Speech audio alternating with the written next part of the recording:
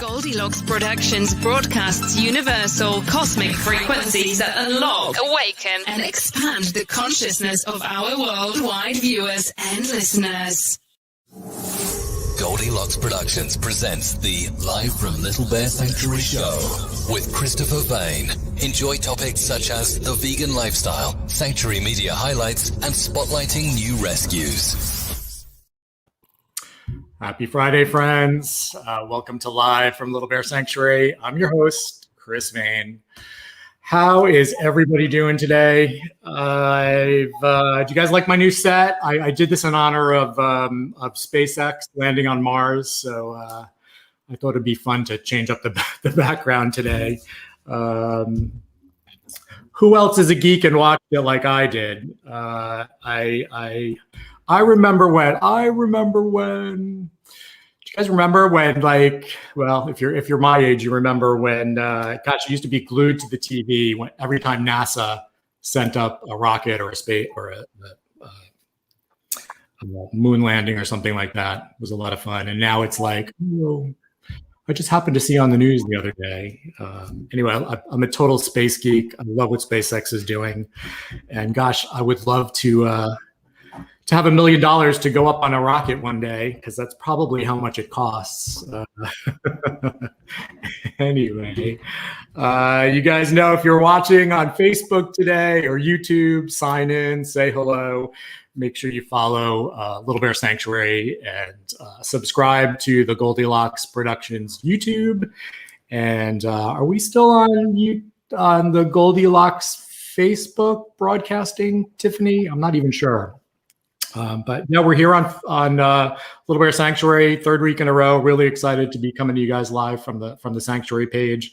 And again, we still are on YouTube on the Goldylocks Productions network. Good morning, Karen. How are you? Karen is here. Karen is our new board president, and I happen to know that she is joining us from Costa Rica, and I'm so jealous. I need a vacation, and how's the weather down there, Karen? Let's see. All right. So yeah, if you're watching, say hello, ask questions. You guys know how this works. Also, if you guys have any questions that you want me to answer on the show, just send me an email to info@littlebearsanctuary.org. And I'll read it on the show, answer any questions. We got some really great shows coming up. If there's somebody you want me to interview, just say the word, and I'll ask anybody. Hey, good afternoon, Kim. How are you, sweetie? And if you missed any episodes, we are on demand on the Goldylocks Network, YouTube, Little Bear Sanctuary Facebook, Little Bear Sanctuary website. So there's a ton of ways you can watch us if you don't catch the show live on Friday. All right, so I'm going to bring on my first guest today. He was a fire department in New York firefighter for a few years, and he became an herbalist. Talk about a switch in careers. He's a good buddy of mine. Welcome to the studio, Steve. Is it Sietos, Steve? Yep. Thank you. That's what let's see. I'm gonna check my my Greek. Kalimera. Kalimera. Tikanis. Tikanis. There you go. How's it going? Good, man. How are you? Good. Who do you got there? Yeah. Who's your buddy there? Well, this is my little girl, Wilma. Wilma. Wilma. She's like, what is that? Hi, Wilma. Hi, sweetie. No. Oh, I'm getting her all excited. I have that voice that scares dogs. Just kidding. Tell me a little bit about Wilma. Wilma's a little over 13 years old. She was dumped off at my firehouse in 2008. Deformed, without pads, crap and blood, seizing, swollen everywhere, skin kind of falling off, Mm.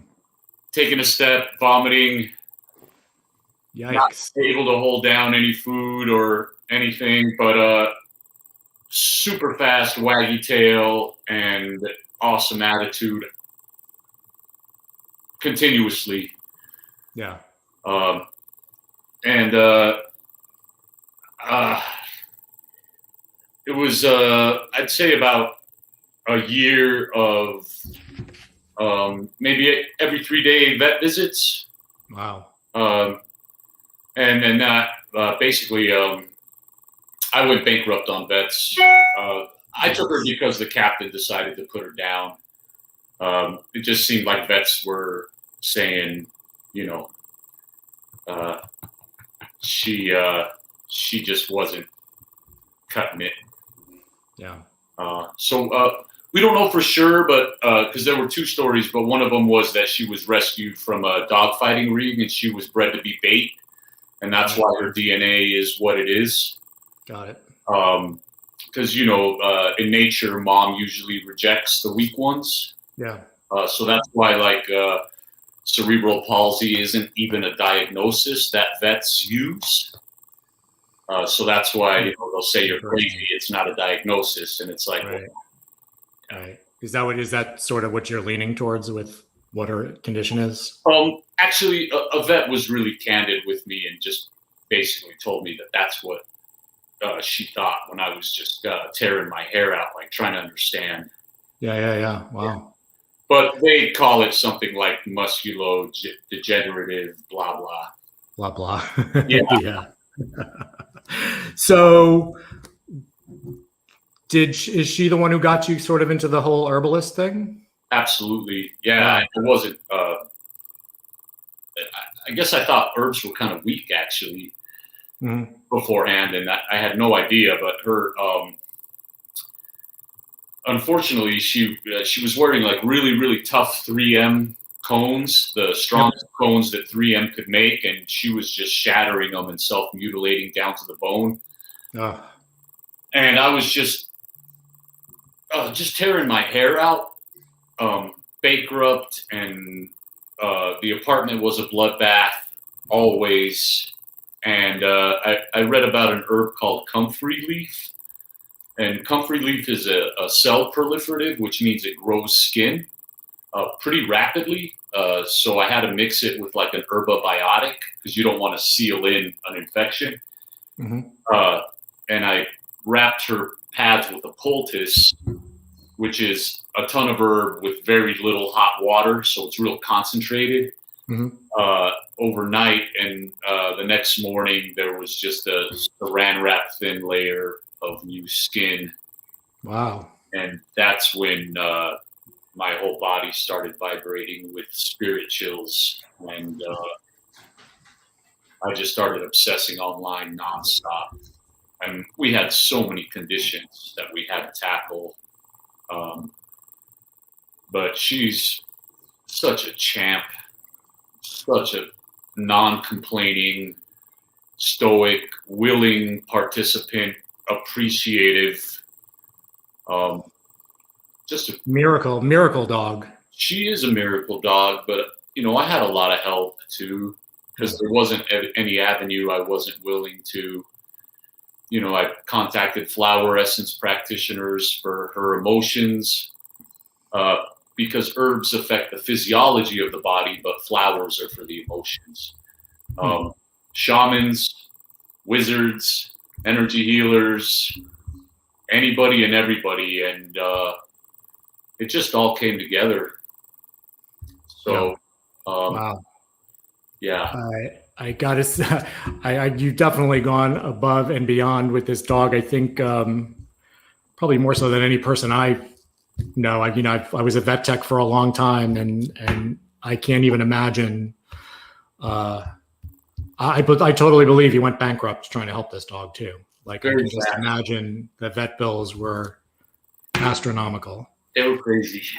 Yikes! Do you find that vets are so engraved in their medicine that they kind of sort of have like a one way thinking when it comes to that? Yes, absolutely. Only because they are following their training. Yeah. And so it's like if you go to a priest with the Quran and say, I want spirituality, they're going to say, this is the Bible. This is what I'm trained in. Yeah. And so, unfortunately, there is rarely a, they don't even get any nutritional training except from the dog food companies. Yeah, it's true. It's the worst. Doctors get trained by the pharmaceutical industry.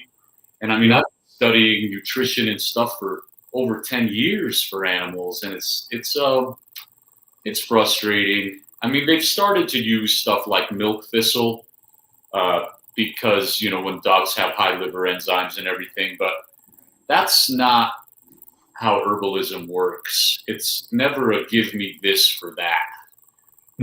You have to look at the individual because each plant has a temperature, and it either warms or cools or it's neutral. It goes outward or inward or down or up. So, for example, if Donald Trump and Hillary Clinton both came to me for high blood pressure, they would get an opposite treatment because he's on fire. He's red, his tongue's red. So he needs to be cooled and soothed and lubricated. And she actually is stuck in traffic. That's why she's frustrated. She's cold. She needs to be warmed. She's probably constipated with a low thyroid. You have to look at the individual. And so this for that is Western medicine. And you can't get, a little old lady with cold hands and feet. A chemical pill is not going to do anything for the fact that she's foggy-headed because her blood is all contained in the core. You need cinnamon, cayenne, ginger to warm and rebalance her cold constitution. Her veins are blue. It's very simple. Makes sense. Once you've studied all these plants and you look at the animal or the person and you give them a consultation, you can see where their imbalance is. Yeah. Wow. Makes sense. Yeah. What I know that a lot of you just mentioned, people are looking for that like one product fix, and it really doesn't exist. And I think that's like the biggest problem with human medicine, vet medicine. Here's a pill that you're going to take for this high blood pressure. Here's a pill now you got to take for your cholesterol. Yes. Here's the pill for your thyroid. And I think looking at the whole picture is what's really lacking in any kind of medicine today. Yeah. And that's what holistic means. You have to look at the person as a whole. Yeah. Yeah, and for sure. Food is such a big part of it too, man. I was just going to say food, especially in the U.S., high obesity is the number one killer now. Number two is heart disease. I think it switched finally. Yeah. And although they go hand in hand, right? And then you got diabetes, and the big picture is what people are putting in their body every single day. Yep. I just finished my certification at Cornell in plant-based nutrition, and having been vegan for 11 years, this was a whole eye-opening experience for me. It looked exactly like what we're talking about. It's not about, and this is a problem in nutrition, it's not about like eat this one apple and it's going to cure this, or eat this for this. And a lot of people look at that right now, and especially when it comes to supplements, which actually don't work, if you really look at this, the general. Because there's no synergy. Right. And they're just, it's kind of like the pharmaceutical industry now, the vitamin industry. It's just as bad. People are looking for that one fix, or they trying to equate. They look at protein and say, okay, I got to get this much protein, instead of looking at everything you're eating in one day, and what you're feeding your cells is how it's going to, project onto you. And it's not just about eating one food or two. It's really a holistic, whole foods change that I need to make, because I'm such a garbage eater. But it was really eye-opening for me to see, even scientists, they fight about this today. There's so many battles in between plant-based nutrition and regular nutrition, and protein and carbohydrates, and every diet out there doesn't work.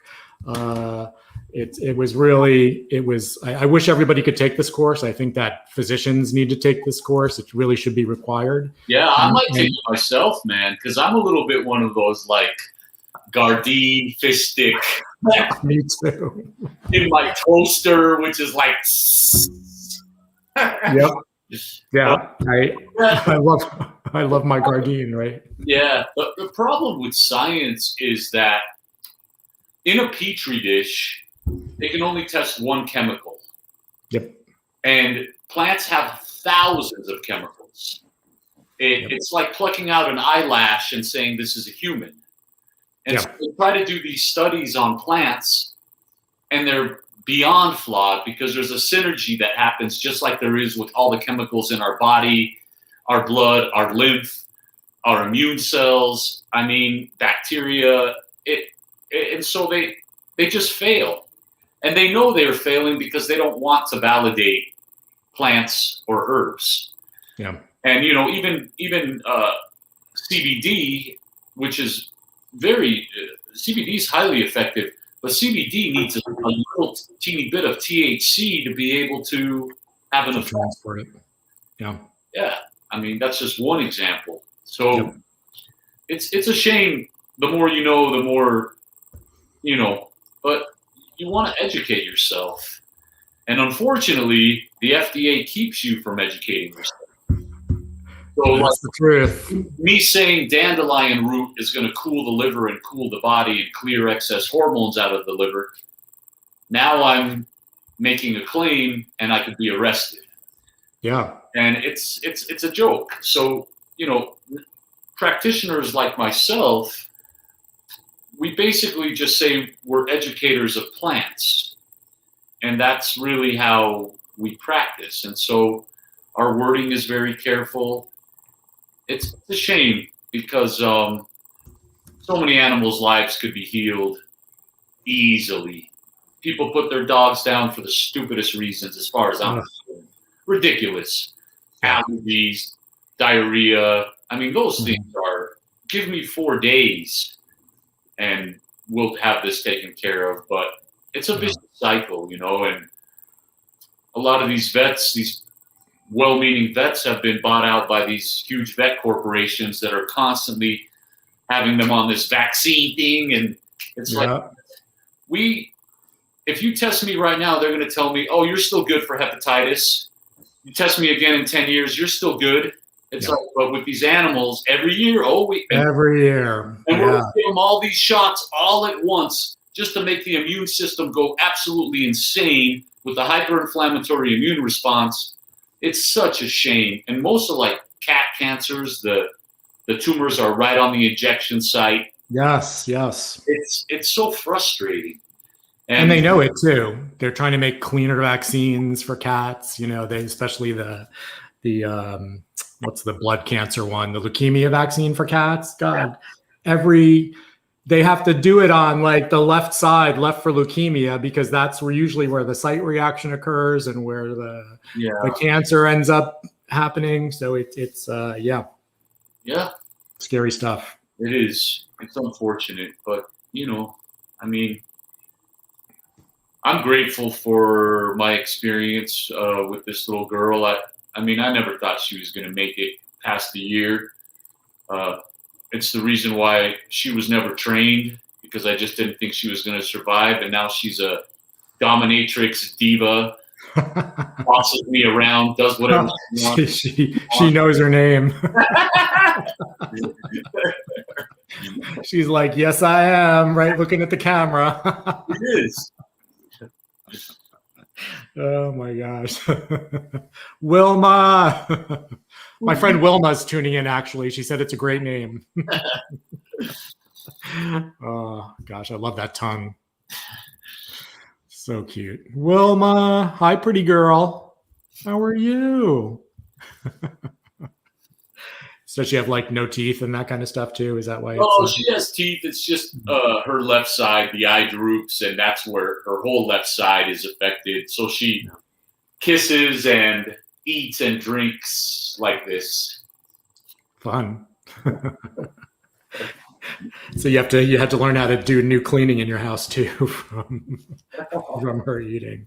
I can't get over. She's so freaking cute. Look at that face. So cute. Wilma, hi, sweetie. People are gonna think I'm nuts right now, but it's okay. Hi, Wilma. She's the best, man. She's so cute. I've never seen such courage, in all honesty. Yeah, I mean, I'm thinking about the condition you received her, and I don't even think people would have lasted a week, honestly, with all that. Guys were taking her home because she was so sweet and cute. Yeah. But they were just bringing her right back. And then my captain rolled her in on a baby carriage at the company picnic on a little beach in Long Island where we had our company picnic. And her pads were like just disgustingly pus-filled, oozing, and they were wrapped in paper towels. And it was like, paper towels? Rolled her in, and he said, we're putting her down. And it was like, that was my chance, because I was a junior guy. And so the fire department, there's a pecking order. So, senior guys were like, oh, she's beautiful. But, that lasted like one night each. One night, yeah.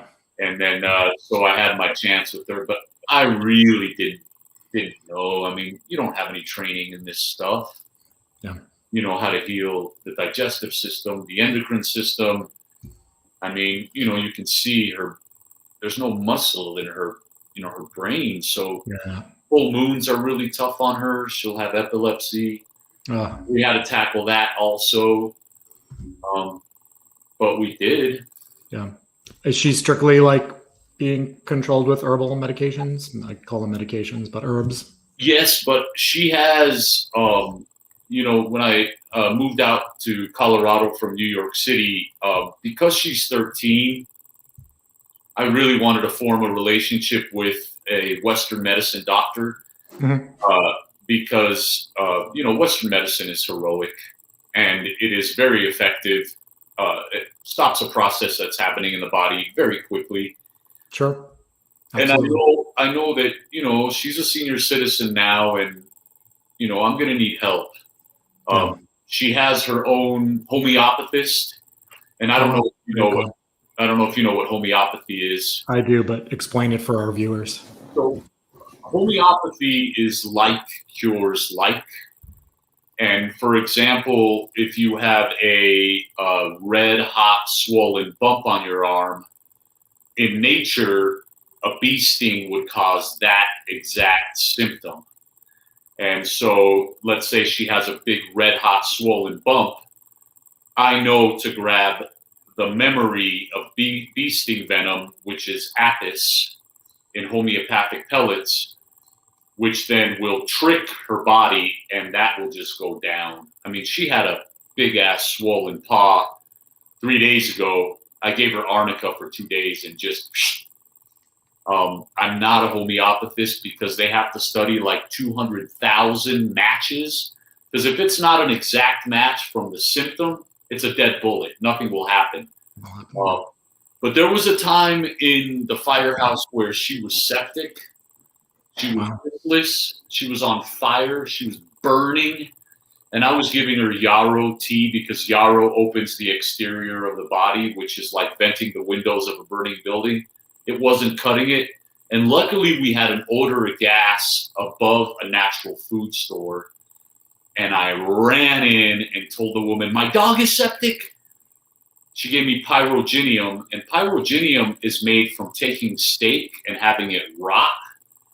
So if you were to eat that, you would get blood poisoning or sepsis. But because it's just the memory, within 20 minutes, her body temperature was absolutely normal. And I was like, my God, why didn't I study homeopathy?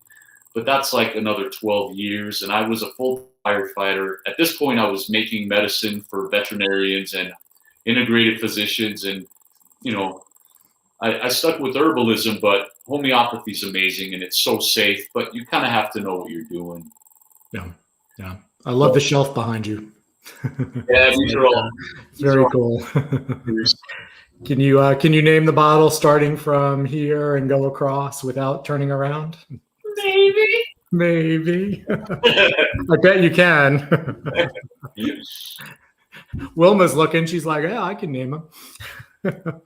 Yeah. So, if I put a cookie down, if she has any infection going on in her paw, and I soak her sock into the herb, and I put a cookie down, she will lick that sock first, which just floors me how they know what they need. And these herbs do not taste good. I mean, her cookies taste way better than yarrow tea, but she's willing. So that's amazing. It's funny. I've got an ornery dog named Petey who, he decided to pick a fight with our biggest pit bull 2 weeks ago, and it wasn't a good outcome. He ended up in the hospital for a week, back and forth. And maybe you can answer this question. He's got, of course, he was bit in the armpit, probably the worst place that could be opened up because of the movement. And, after a traumatic injury, the skin dies and has to fall off. So that's what we're dealing with right now. He had, I know because you mentioned that skin treatment, he had a surgical repair last Friday and it failed 2 days later. The hole is probably the size of a baseball. I mean, you can look right in, see his muscles, his tissues. And so that's what we're dealing with now. Of course, he's on 3 different antibiotics. Yeah. Are they giving him a cream that's petroleum based? I'm using sulfasilvidine. Yeah, silver. I mean, silver's awesome. I would actually, and I'm happy to talk with you more in detail afterwards, but yeah, sure. I would actually start using like a very, very, very strong calendula and yarrow tea combination. Okay. Just like soak the area or drink it. So you would basically make a super, super, super strong tea, and then you would dip like a cloth into that tea and then apply it, and just leave that on overnight, every night. And then you'll really see that tissue heal up, because calendula is like, it'll stitch stuff back together. Yeah. And yarrow is just highly antimicrobial. Silver's highly antimicrobial too, but it's not going to create new skin growth or that tightening effect to bring everything back together. Yeah. We'll talk more after the show. Yeah, it's not hard. I appreciate it. Yeah. Cool. Hopefully I can find the stuff I need here. But probably have to order it online. Probably. Commerce is kind of tough sometimes. COVID has made herb stores kind of be out of stock, so I've been ordering stuff online. Yeah. My friend Laura is here. She's a Reiki healer. She does a lot of energy work. She's helped our animals, and she said that Wilma is your teacher. Oh, she is. Yeah. Wilma kept me on track. Anytime I kind of went off my path or my shadow took over, she got sick. I didn't get sick. She got sick. So that always slapped me in the face to get my shit together. Very cool. Because losing her would have been, it just wasn't an option. Yeah. She is my teacher. Not only that, she really taught me how to love and be loved. Yeah. And, I can tell. If we're eternal, then I needed that for my soul growth. She brought me where I needed to be, and she keeps me in check. Absolutely. Yeah. Yeah. That's awesome. I wish more people connected with animals the way you do. I kind of wish people would recognize what's happening and why. For me, it wasn't that hard to see the correlation. And loyalty is not one-sided. Right. Only a narcissist would feel that way. These animals, these animals are so loyal and unconditional. And what do we just throw them some dog food, treat them like shit, taking out quickly for a poop, and then we're done. And the vet this, and he's clawing himself, and my pookie. And then I give them a healing protocol that takes me like 2 hours to write up, and they're like, oh yeah, well, this is it's like a little what? Do you have any idea what I've been through? With joy, if you're going to take on an animal, you want to be invested. It's a real relationship. It's not just like they're a purse. Yeah. Yeah, gosh, I totally agree. I've saw it so many times. And the second somebody has something a little bit too difficult to do, or what they or they're totally not invested anymore, and it's really, really sad. It bums me out too, man. But there are tons of people out there that really love their animals. Oh yeah, absolutely. And you can tell by their personality too. You can tell who's the real animal lover and who's who's full of poop. Yeah. And also, thankfully during COVID, a lot of the shelters are empty now. Yeah. That's been. But vets are up to here. Yeah, they are. They're quitting, and they're done.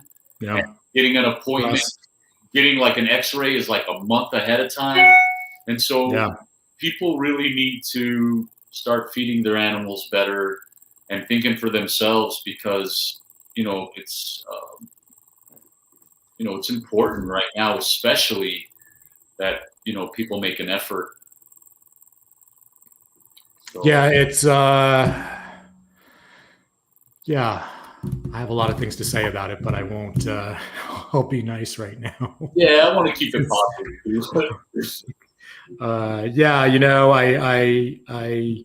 It goes the same with farm animals, right? I rescue farm animals who've been abused and neglected, and aside from the rescued from slaughter, which is a whole other story, but just the lack of respect,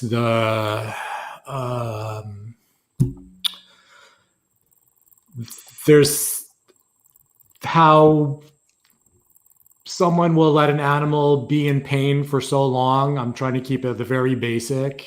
And because they're a farm animal, they think for some reason maybe their pain level isn't the same as ours, or just, and that's just a very general statement.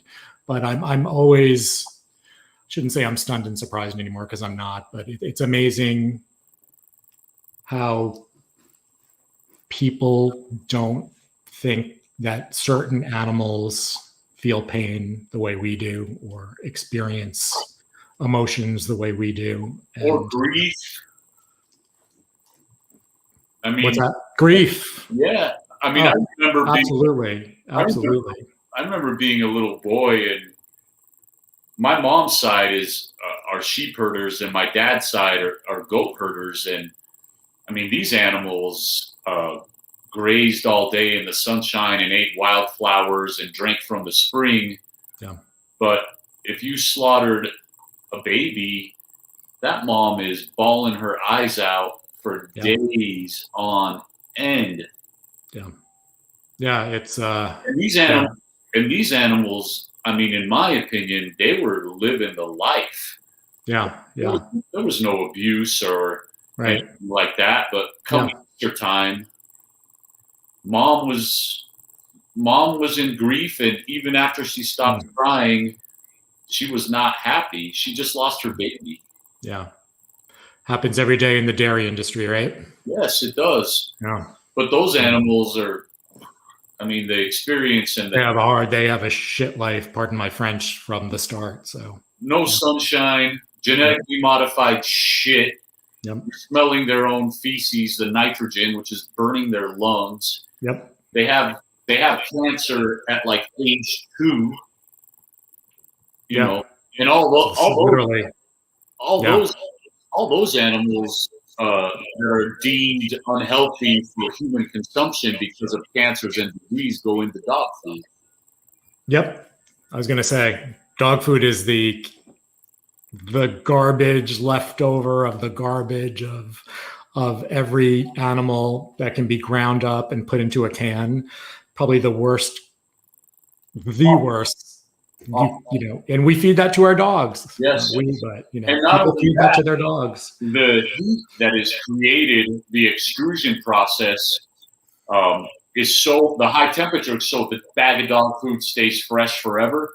Yep. That releases 2 very, very, very toxic cancer-causing chemicals, and they're not meant to eat kibble anyways. Yeah. So it's just it's gross. Yeah, it's gross. Yeah. It's again, I think it comes down to, are you willing to cook for your dog like you cook for yourself, right? I think that's what it comes down to, and it's a matter of convenience and and education, and unfortunately, we don't get a lot of that here. Well, I know what's really retarded is that cooking for your dog in the long run will save you thousands. Dogs will have an amazing life. Yep. But people are like, oh, well, that's a little inconvenient and expensive. It's not expensive, and it's not inconvenient. It takes me, for 4 days, it takes me 15 minutes. Yeah. Like, what's expensive? We don't run to the vets hardly ever. Once a year. Yeah. Do I need help? Like, people are going every 2 weeks, and it's just like they're chasing their tails. And there's this bag of crap that they just don't want to. And that's okay. I mean, we're all in choice. But once you learn, you can't unlearn something. Right. Then you have to be you're willingly looking the other way. Yeah. Which comes with so many things are like that. So many people are like that, and it's hopefully this show is changing some of that. And I think there's actually some pretty good books on diets for dogs, making it at home. I used to know a ton of them. I don't off the top of my head. Is that something you guys do? You work with people with diets for dogs and stuff like that? More medical conditions, and there's dog nutritionists out there. Like this woman here. These are Wilma's vegan dog treats. The Zen Life. Dog nutrition. She's an expert at it. I might have the Zen Life. The Zen Life. Yeah. The Zen Life. I'm sorry. The Zen Dog Life. The Zen Dog Life. She's amazing. She does dog nutrition, and there's another woman on Instagram, Kat Lane. She's an expert at dog nutrition, and she teaches dog nutrition. What's her name? Kat Lane. Lane. Lane, Lane. Lane, Kat Lane. And she teaches. She has classes you can take online on animal nutrition. Oh, very cool. I'm more about herbalism for animals. But yes, of course, in my consultation, I will give dietary recommendations. So there's a lot out there. Yeah, there's, Google. Yeah. It's not that hard. People make mistakes of just like, they have nutritional needs just like we do. So you don't be deficient, and you don't want to wing it. Yeah. And even if you're doing a vegan dry dog food, add the fresh veggies, add the, it's so easy to do. Yeah. And you're eating it yourself, throw some in the dog bowl. Exactly. You want to see Wilma? Say hi. She came to say hello. Oh. Who's that? Say hi, everybody. This is a dog show today. It's not a kitty show. Come on, go down. I would say cats in outer space. Yeah, I would say one thing about changing it's sort of like why somebody would become drunk like myself off of one whiskey and somebody else needs like 10. It's because they built up the enzymes to digest the whiskey. Yes. And when you're switching your food, just over 10 days, just slowly introduce it. Because people are like, oh no, I gave them the new food and they have diarrhea. Meh, meh, meh. No. What a surprise. Slow down, slowly introduce the food and let their, originally these wolves were had a variety, just like we have a variety of corn, wheat, or did before everything became a monoculture. But we still eat a variety. And now they give them the same, and he can only eat this. It's like, no, that's just, they've only built up the enzymes to only eat that because that's all you're giving them. Not to mention how their livers have to compensate for all the horrible crap that's in the food. Absolutely, man. It's really tough on the liver. The liver can only juggle so much. The liver was never meant to process toxins, genetically modified shit. Yeah. Yeah, GMO, gosh. Yeah. That's all another show too, right? Yeah, well, all that corn feeds ends up in whatever's left. Whatever's left ends up in their dog food. Yeah. Gross. Yeah. Yikes. Yeah. So tell me a little bit about your training, because, we've talked about herbs and everything. I know that you started in 2010. Well, I started with her right away. Right away. Self. Yeah. Herbal dog books, herbal cat books.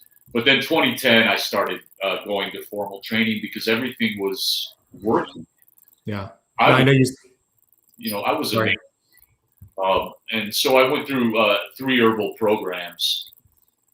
Unfortunately, the herbal programs that they have for animals are for vets only. And, yes. That's really frustrating for pet owners and people like myself who know more about plants than they ever will. But they know more about animals than I ever will.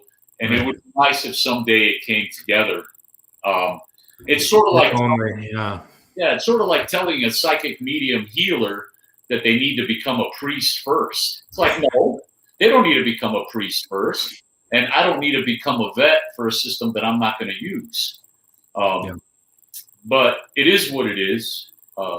There are herbs for pets books out there, and there's one that's an amazing one by Gregory Tilford called Everything You Need to Know About Herbs for Pets.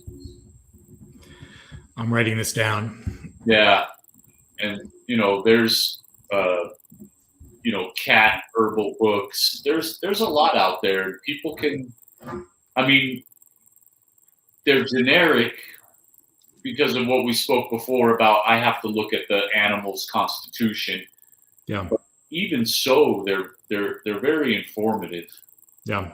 Yeah. Very cool. Yeah. Go down. So cute. Hi, sweetie. Hey, pretty girl. Wilma. Is that the Flintstones, right? Yep. Wilma. Did she come with a name? No, she came with the name Chloe. Chloe. Why Wilma? I think me and my buddy Mark were camping, and I was like calling her a bunch of names, and he yelled out Wilma, and she came. Ah. So it's stuck. Interesting. She picked her own name. Yeah, she did. Very cool. Yeah. Very cool. I love that. So pretty. Wilma. What's her t-shirt?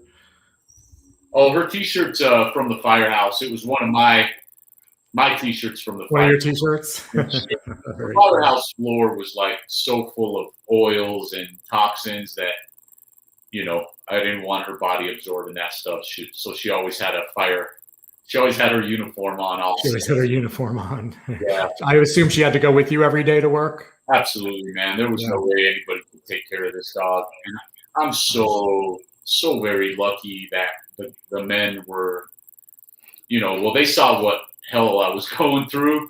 Yeah. And they saw how poor I was. I mean, we were riding my bike with a sidecar over the Williamsburg Bridge to get to the firehouse. Finances were just beyond stressful. Wow. And so luckily the guys, they embraced me taking care of her. At the same time, I was taking care of their health conditions and their families as a thank you. But even after I got injured and I went light duty, I'm just so lucky that the deputy chiefs, they overheard me on the phone talking to her dog sitter, because you're not going to bring your dog to the division where the deputy chiefs are, because the deputy chiefs, you just salute and you don't look at them in the eyes. And don't talk to them. They overheard me telling, because she was seizing, it was a full moon, and I was telling her to go get the skull cap and the milky oak seed, and she was like, how do I do this? And they overheard it on the phone, and they were like, just go get your dog. Yeah. And so while I was on light duty, I was able to bring her to the division, which was a shock for most of the department. So I'm super, super lucky that the universe really conspired to allow me to be able to take care of this animal. Yeah, seriously, she came to the right place and she met the right person, and absolutely incredible story. Really incredible. I'm the one that won the lottery here. Yeah, that's awesome. I wish everybody felt the same way. Yeah, much better world. It's not a burden. They give so much back, man. Yeah, more than you ever. They're your kids, their family. They're such a big part of your life. I got 5 crazy ones here that all are in the bed at night between us, and I ain't gonna let them. I let them in the bed. Why not? They're my kids. Oh, yeah. My armpit. Exactly. Yeah. Any final words? I think people should start thinking for themselves. Yeah. And just because somebody tells you something that's an authority figure, if it doesn't feel right to you, just explore a little. There's the American Holistic Veterinary Association, the AHVMA, and all you got to do is put in your zip code, and now you got a list of holistic veterinarians that are Western medicine vets that went the extra mile to learn what I've learned. Yeah. It's like you got the best of both worlds. I mean, yep. My vet actually has and he does acupuncture too and all that. So he knows his herbs. He does amazing stuff. I love that he can do that. Yeah. And they're definitely out there and easy enough to look up too, right? Absolutely. Yeah. Are there other people like you out there other than is it something that people go into? Or is it more of a unique situation? I'm finding that herbalists come to me, and because I want them to learn, I'll just give them pictures of all these books I have. Obviously, I'll give them advice, but it would be great if Herbs for Pets was taught in herb schools. That would be really cool. It would be, because it's so important, and it would be nice if veterinarians and herbalists could get together. That would be an amazing combination. That would be amazing, and I hate to think it comes down to money and it's their proprietorship. Is that the right word? Yes, it is. Yeah, and we touched on vaccines. I know that there's a pretty high-profile vet who is trying to change the protocols for vaccines in animals, and he's been trying for years and years and years, and he talks about you're vaccinating your pet every single year with the same stuff over and over. And like I was in human healthcare, I was vaccinated for hepatitis A and B and you name it, and if you tested my blood, I'm not getting these shots every year. And titers. And so there you can get titers for dogs, and I think it's a great way if you're unfortunately the rabies vaccine. I think there's a way if the titers are a certain amount, you don't have to get the rabies vaccine. But if anybody's watching, you can talk to your vet and get titers of these vaccines. Yeah, and maybe just real quickly explaining to people that titers is basically what we spoke of when they check and they say, "Oh, you're still good for this." She's still good for all the vaccines she had as a puppy. Yeah. Because I get titers every year. Yep. And they let's check, and she's still good for everything. Why would I do that to a dog with a weak immune system? No. And why would you do that to a healthy dog and mess up? Why would you do it to a healthy dog? Right. Yeah. So, just the fact that they usually run a fever afterwards and feel like crap for a day kind of sort of tells you, Yeah, and then they have these weird allergies that happen afterwards. Yeah. All these things that just turn into a nightmare. Yeah. Yeah. And Dr. Gene Dodds is somebody on YouTube that really, really, really explains titers and explains vaccines. She's a veterinarian who also speaks the truth about vaccines. Oh, very cool. What's her name? Dr. Gene Dodds, D-O-D-D-S. D-O-D-D-S, great. Brilliant woman. Fantastic. Well, Steve, thanks for being on the show today. I enjoyed talking to you, and I know we'll talk later. Wilma, it's great to finally meet you sort of in person. This was so cute. Thank you guys for being on the show. We'll talk soon, Steve. Appreciate you coming today. Come back soon. All right, man. Thanks, man. Yep. All right. Wow, that was a great show. I really enjoyed that. I hope you guys learned a lot today. I'm going to try to reach out to some of these people that he mentioned to maybe we can get a dog nutritionist on to talk about like homemade dog and cat food. If you're late to the show, I highly recommend you watch this back on demand. Really, some really great information. All right, so I brought some show and tell stuff today because I know we've got our 21-day vegan plant-based challenge coming up next month, and I tried some new products. Yay! So this one, Silk oatmeal cookie, oat milk creamer for your coffee. If you guys, I wish I would have never bought this because it's so good.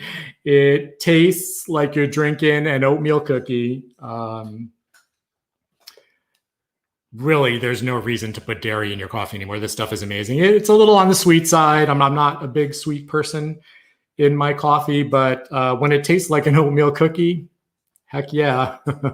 and what I like about the Silk brands, if you want one that's not sweet, they make a soy creamer that's really good. It creams these cream really, really well.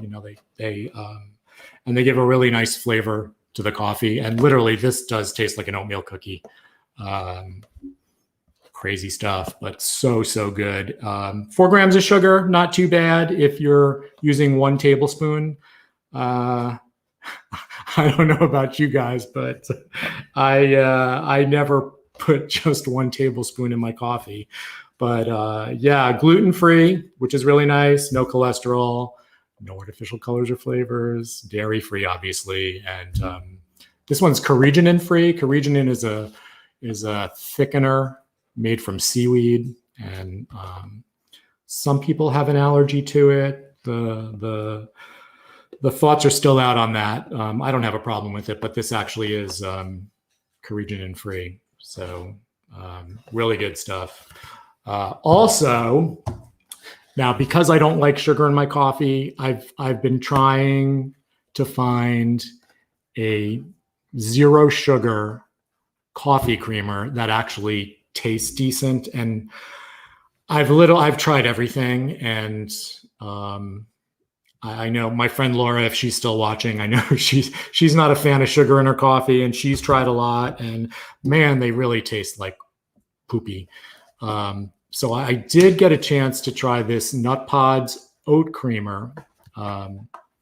Comes in a little box. It's in the non-refrigerated section. It was with the regular coffee section with the non-dairy creamers and the, not refrigerated, and pretty good actually. It tasted a little bit like Cremora, the powdered Cremora. So actually, I don't mind that flavor.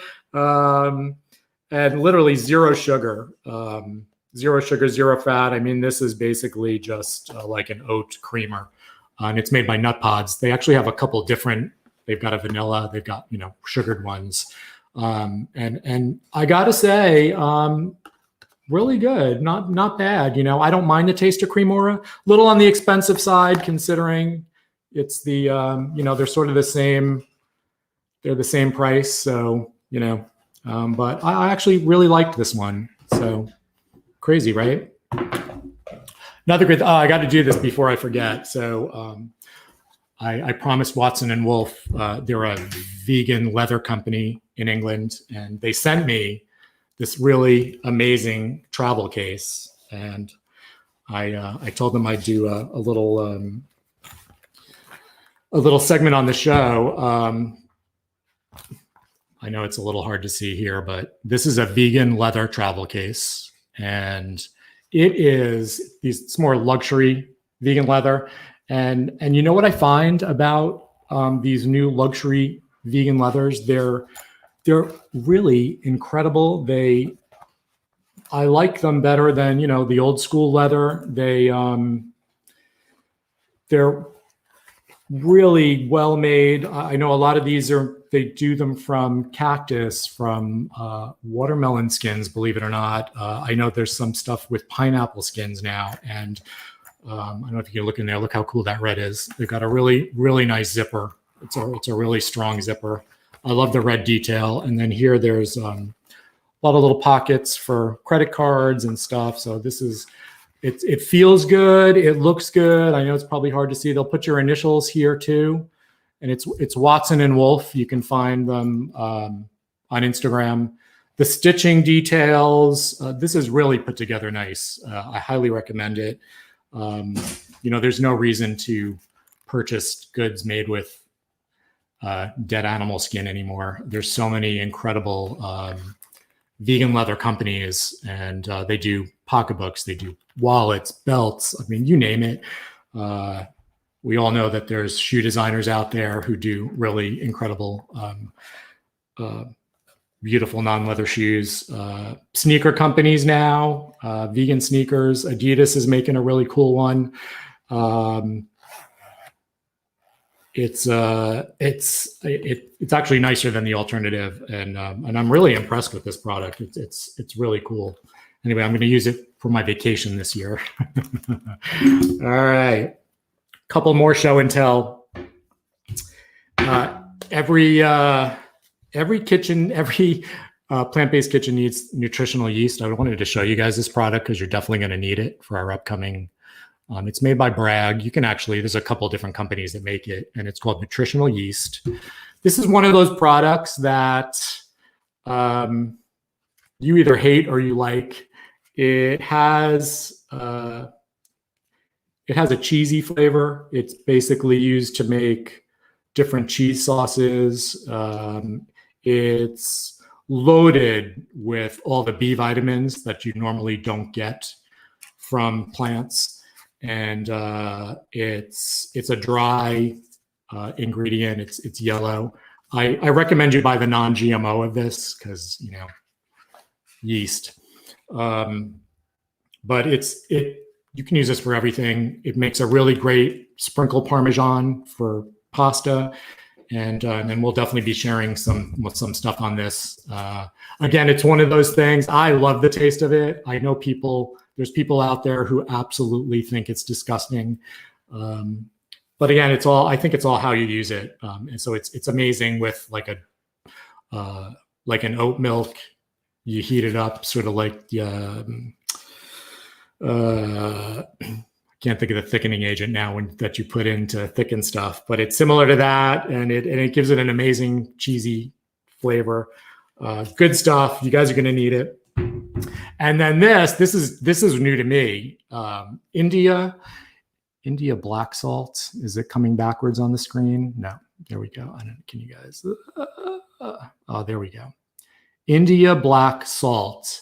It's you can get this on Amazon. There's a couple different places you can order it, and this tastes like egg.